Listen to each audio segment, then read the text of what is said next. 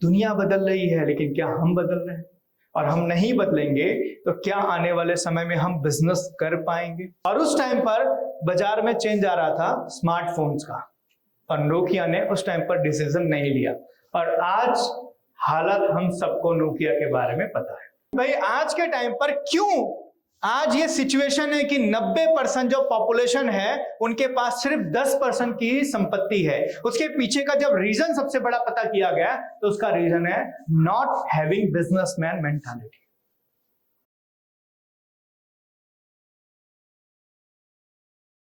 Business को आज से 20 साल पहले शुरू किया था एक तरीके से, और आज भी हम उसी तरीके से अपने बिजनेस को चला रहे हैं।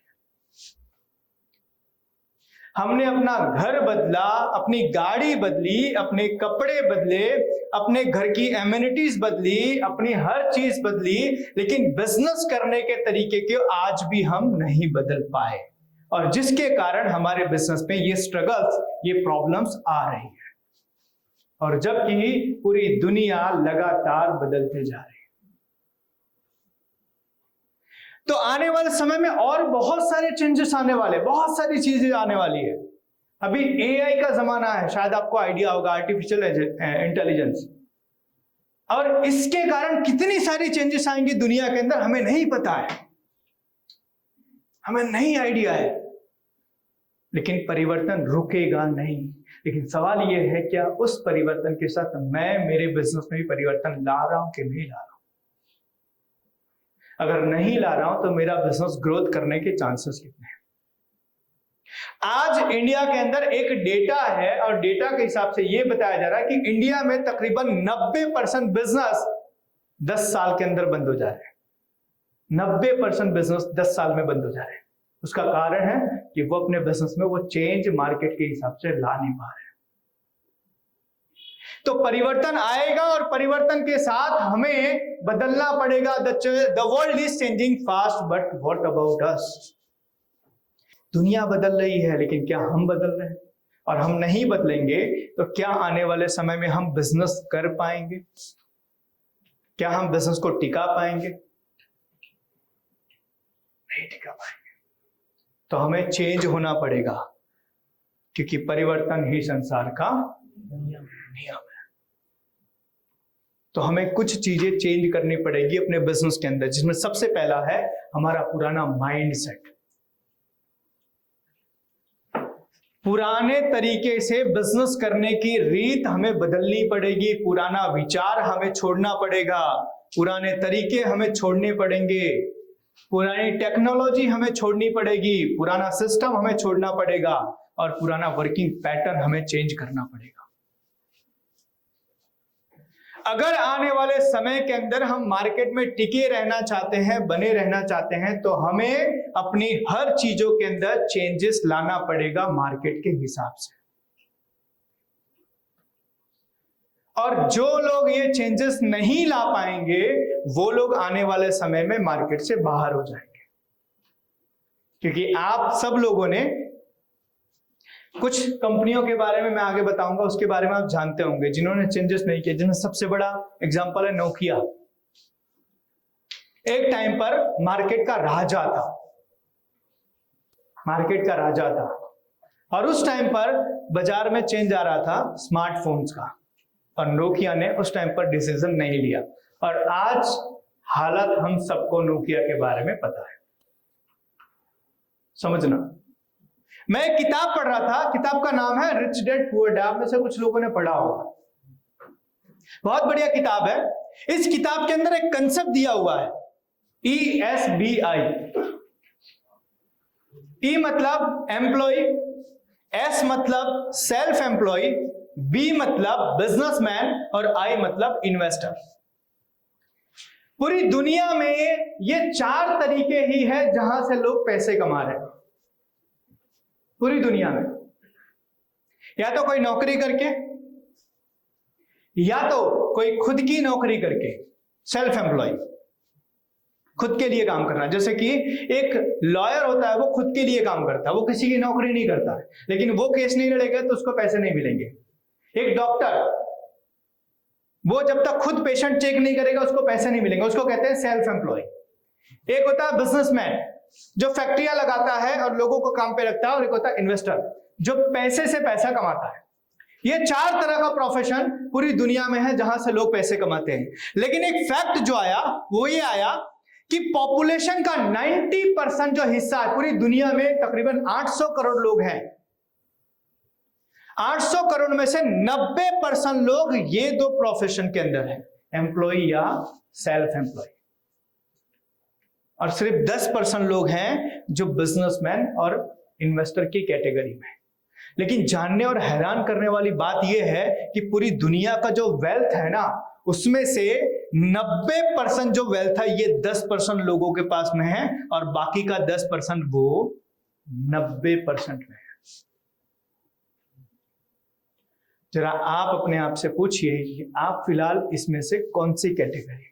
और इसके पीछे का जो कारण बताया कि भाई आज के टाइम पर क्यों आज ये सिचुएशन है कि 90% जो पॉपुलेशन है उनके पास सिर्फ 10% की संपत्ति है। उसके पीछे का जब रीजन सबसे बड़ा पता किया गया तो उसका रीजन है नॉट हैविंग बिजनेसमैन मेंटालिटी। अब बिजनेसमैन की मेंटालिटी क्या होती है? सबसे पहला होता है नीड वर्सेस विजन। एक इंसान जो होता है, एक बिजनेसमैन जो होता है, वो आज से 5 या 10 या 20 साल के बाद मैं मेरे बिजनेस को कितना बड़ा करना चाहता हूं उसके बारे में सोचता है, और जबकि एक एम्प्लॉई और एक सेल्फ एम्प्लॉई इस महीने मेरा ईएमआई कैसे कट जाए उसके बारे में सोचता है। हमारी भी लगभग पूरा महीना इसी जुगाड़ में जाता होगा कि ये ईएमआई बाउंस ना हो। यस और नो? Yes, right. इस व्यापारी का पेमेंट टाइम पर चला जाए, और हम सुबह से लेकर शाम तक पूरा दिन इसी सोच में रहते हैं।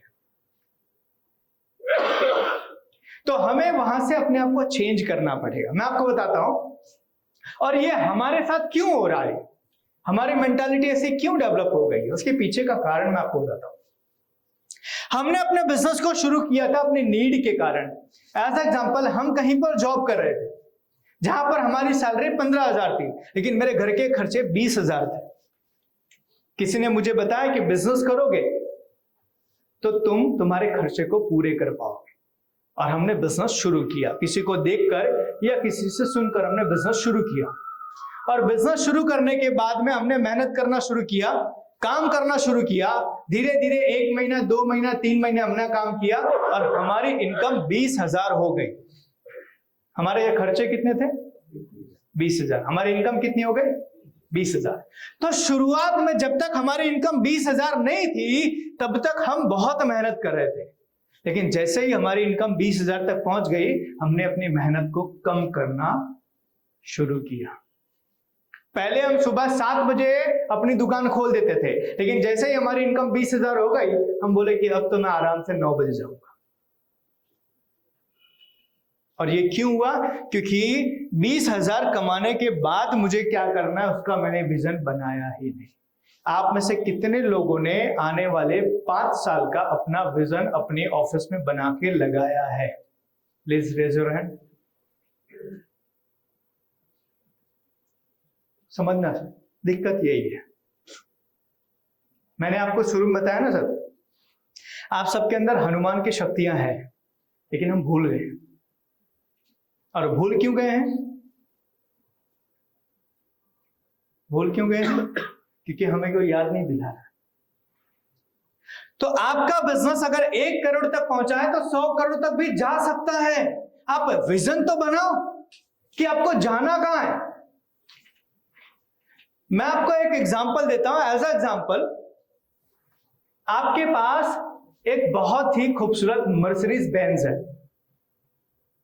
गाड़ी भी बढ़िया टकाटक है, पेट्रोल भी एकदम कंप्लीटली फ्यूल है, ड्राइवर भी रेडी है, सब कुछ है, बस आपको कहीं जाना नहीं है। वो गाड़ी कहां जाएगी? अभी वही तो हो रहा है। आपका बिजनेस 2, 5, 10, 50, 100 करोड़ तक जा सकता है, लेकिन प्रॉब्लम क्या है? मेरे को ही नहीं करना है। क्यों नहीं करना है? मेरा खर्चा पूरा हो रहा है ना। तो हमने वो एक लाइन पकड़ लिया है, संतोषी मानस सदा सुखा है। हम सेटिस्फाइड हो गए हैं। हम संतुष्ट हो गए,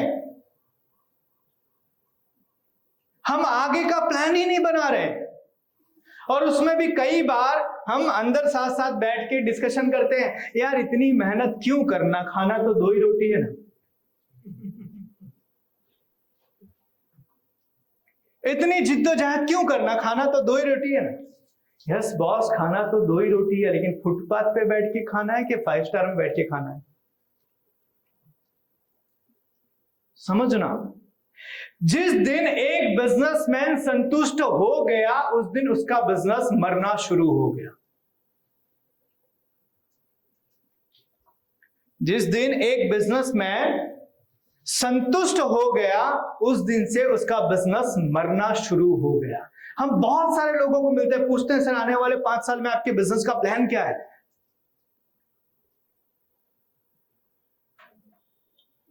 कोई प्लान नहीं है, कोई प्लान नहीं है। आपने एक मूवी देखी होगी, वेलकम बैक मूवी करके एक है, तो उसमें नसरुद्दीन शाह जो होता है ना, अंधा होता है ना। तो ये लोग मिलने के लिए जाते हैं, जो ये नाना पाटेकर और अनिल कपूर उसको मिलने के लिए जाते हैं। तो देखते हैं कि वो निशाना लगाता है ना, तो बोलता है जहां जहां निशाना मारा, बोला यार एक तो परफेक्ट जगह मारा हुआ है। तो पूछता है एक बंदा उसमें से, अनिल कपूर बोलता है हम निशाना लगाते तो कभी कभार लगता है आपका सारा निशाना एक जगह लगा है।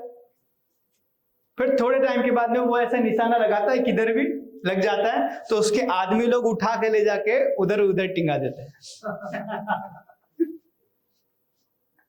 हम में से अधिकतर लोग 2 में से एक कैटेगरी, आप खुद बताना आप कौन सी कैटेगरी में से हो।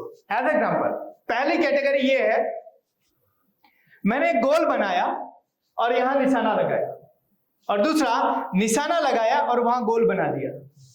हम कौन से में हैं?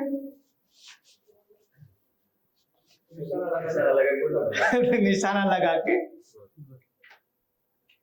हम जब साल के एंड में बैठते हैं हिसाब किताब करने के लिए, तो हम क्या बोलते हैं, अपने को तो इतना ही करना था, हो गया। तो प्रॉब्लम कहां है? आपको आगे का रास्ता इसीलिए नहीं दिख रहा है क्योंकि आपने आगे के रास्ते पर कहां जाना है उसका कोई प्लानिंग बनाया नहीं। तो सबसे बड़ा बिजनेसमैन एक गलती जो करता है वो होता है कि वो अपने बिजनेस का विजन नहीं बनाता।